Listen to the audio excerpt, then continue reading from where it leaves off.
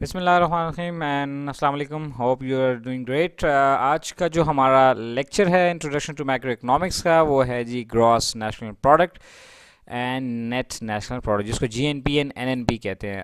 अगर आपने पिछला वाला लेक्चर नहीं देखा तो काइंडली वो पहले ज़रूर देखिए, जिसमें हमने जीडीपी को डिस्कस किया था कि जीडीपी क्या होता है। और आज उसी की कंटिन्यूशन में हम आगे चलेंगे कि व्हाट इज़ जीएनपी यानी ग्रॉस नेशनल प्रोडक्ट, और इसका क्या रिलेशनशिप है जीडीपी के साथ, और ये जो दूसरा कॉन्सेप्ट है नेट नेशनल प्रोडक्ट का, ये क्या है। सो जी लेट्स बिगिन।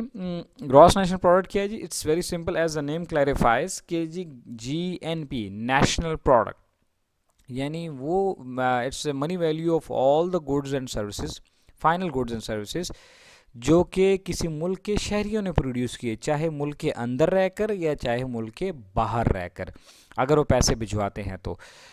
जैसे मिसाल के तौर पे हम अगर पाकिस्तान की बात करते हैं तो पाकिस्तान के अंदर जितने लोग काम कर रहे हैं और पाकिस्तानी जितने बाहर काम कर रहे हैं और वो पैसे जब बेचते हैं, वो पाकिस्तान के जीएनपी में शामिल होंगे। फिर क्या सब्ट्रैक्ट होगा? पाकिस्तान के अंदर जो फॉरेनर्स हैं वो जो पैसे कमा रहे हैं और वो अगर वो भिजवा रहे हैं अपने मुल्क को, तो वो फिर पाकिस्तान की जीएनपी से माइनस हो जाएंगे। जबकि जो पाकिस्तानी हैं और वो बाहर हैं, तो वो जो पैसे भिजवा रहे हैं वो पाकिस्तान के जीएनपी में शामिल हो जाएंगे। ठीक है, अब इसका और जीडीपी का क्या फ़र्क हुआ? It's very simple. ये देखें जी, जीडीपी वर्सेस जीएनपी क्या हो जाएगा? हमारा जो टोटल जीडीपी है उसमें से हम माइनस कर देंगे किस चीज़ को? Income earned by the foreigners working in the country, यानी वो लोग जो पाकिस्तान में काम कर रहे हैं लेकिन पाकिस्तानी नहीं हैं, बाहर से आए हुए हैं, दूसरे मुल्क के रेजिडेंट्स हैं, तो उनकी अर्निंग जीडीपी से माइनस हो जाएगी। प्लस क्या कर देंगे जी? Income earned by the national of that country working abroad, और वो मुल्क के शहरी पाकिस्तानी जो मुल्क से बाहर काम कर रहे हैं और वो पैसे भिजवाते हैं, वो हमारे जीएनपी में ऐड हो जाएगा।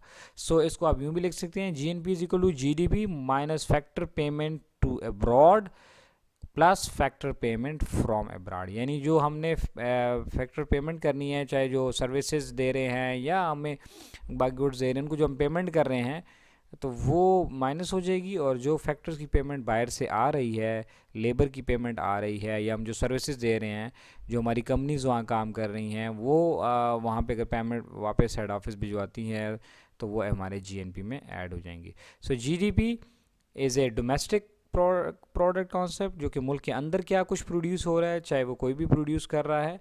और जीएनपी को इससे गर्ज होती है कि भाई जो हमारे नेशनल्स हैं, जो शहरी हैं, वो चाहे मुल्क के अंदर प्रोड्यूस कर रहे हैं या मुल्क के बाहर कहीं कुछ प्रोड्यूस कर रहे हैं, उनकी गुड्स एंड सर्विसेज की जो वैल्यू बनती है वो क्या है।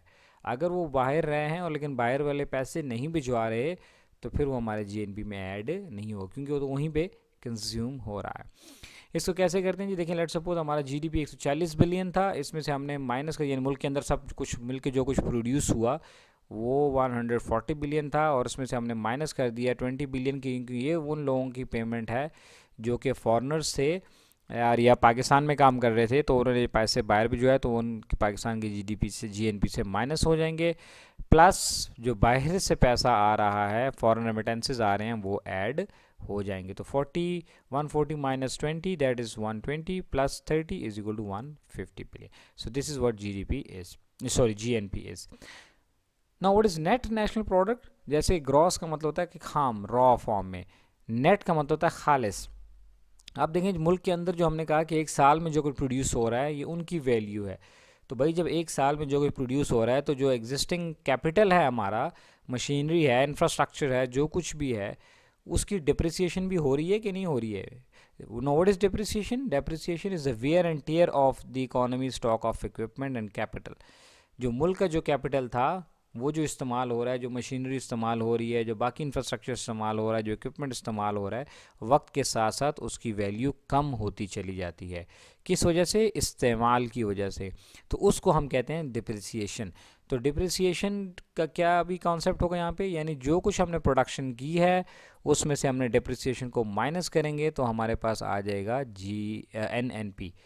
हमारा जीएनपी जो कुछ था उसमें से डिप्रिसिएशन को हमने माइनस करना है। इसको आप ऐसे भी लिख सकते हैं। ठीक है जी। कैसे?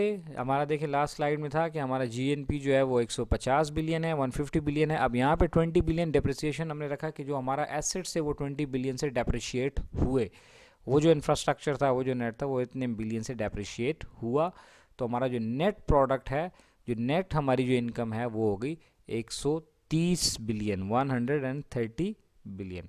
जैसे कि कहा गया नीचे एग्जांपल आपको नज़र आ रही है कि 10,000 पेयर ऑफ शू अगर कंपनी बना रही है तो उसकी मशीन वक्त के साथ साथ कुछ डेप्रिशिएट भी हो रही है। तो वो डेप्रिशिएट की हमने वैल्यू निकाली, लेट सपोज $100 बनती है। जितनी भी मुख्तलिफ तरीक़ेकार हैं डेप्रिसिएशन के, वो अकाउंटिंग के टीचर्स आपको बताएंगे कि उसमें स्ट्रेट लाइन मेथड है, डबल डिक्लाइन मेथड है, मैकर मेथड है और बहुत सारे हैं। तो वो उससे कैलकुलेशन होती है, तो फिर उसको हम अमाउंट को हमें पता लग जाता है कि इतना जो है डेप्रिसिएशन हुआ है। सो डेप्रिसिएशन को जब हम माइनस कर देंगे, डेप्रिसिएशन अलाउंस को बेसिकली माइनस कर देंगे जीएनपी से, तो हमारे पास नेट नेशनल प्रोडक्ट आ जाएगा। Hope the concept is clear. Thank you very much.